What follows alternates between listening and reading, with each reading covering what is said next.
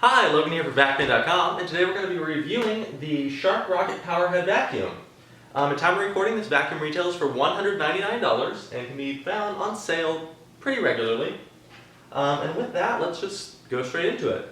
So this is definitely a departure from a lot of previous Sharks in that most of them have attachments, hose cleaning, things like that. They did stray from that strategy with the other Rocket series, where they put the motor next to your hand, and then there was a wand with a floor head.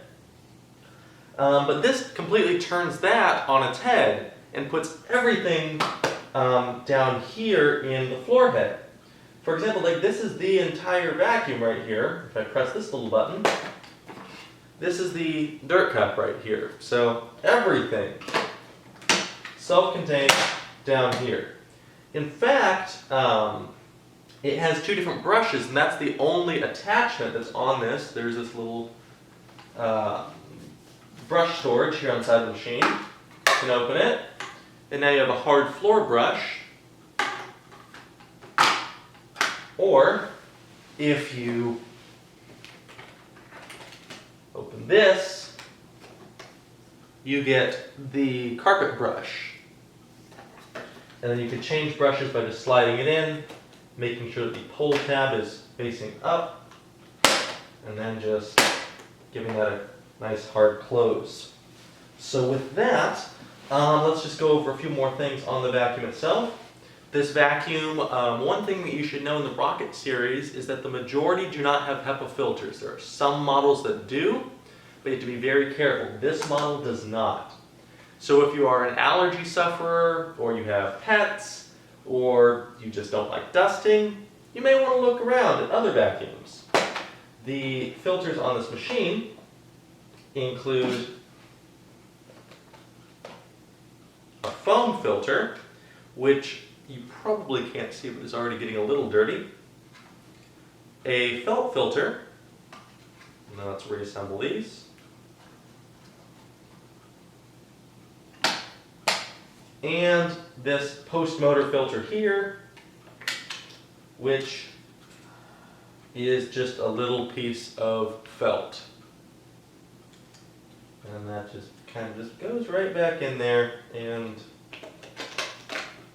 is covered by this chrome plastic. Overall, it's a very light vacuum. It cleans very well on carpet, and why don't I just demonstrate that right now. I have some cereal here, large particles with the Honey Nut Toasted Oats. And then I've got some small particles here with Rice Krispies. As you can see, that's a lot of cereal. And we're just going to spread that out a bit and tilt the camera down so you can see that. There we go. We're going to use the high-speed setting. This has two settings that are located at the fingertip controls. And we are using the carpet brush. So let's give this a go.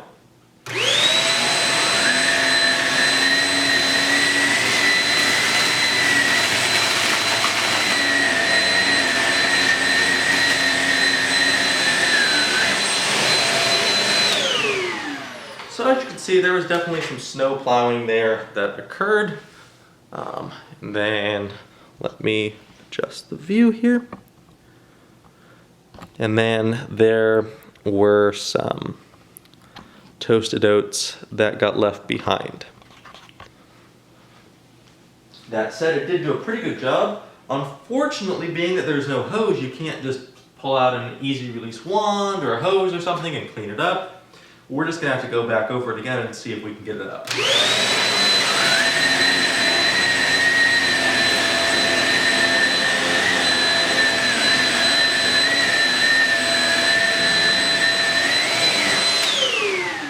Another thing that should be mentioned is because everything is in this unit here, everything is the motor, the dirt cup, everything.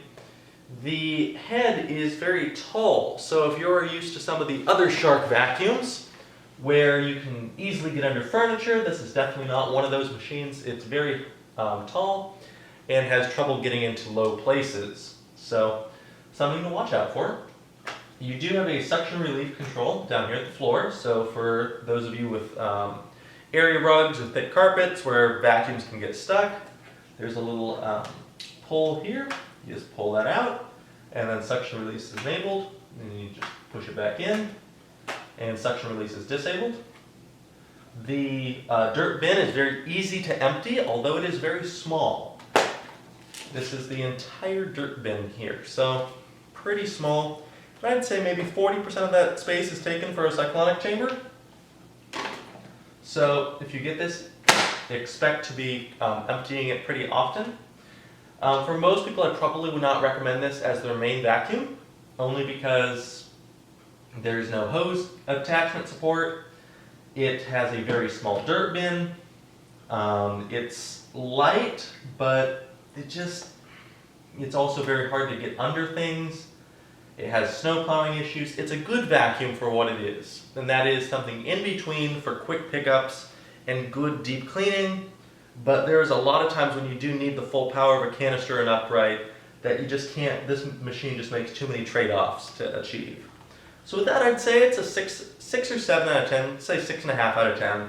It's a good machine.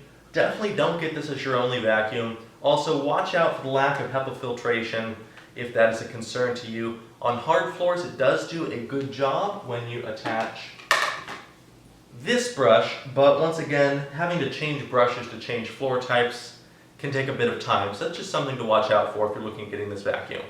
This has been Logan here for VacBin.com. Thanks for watching.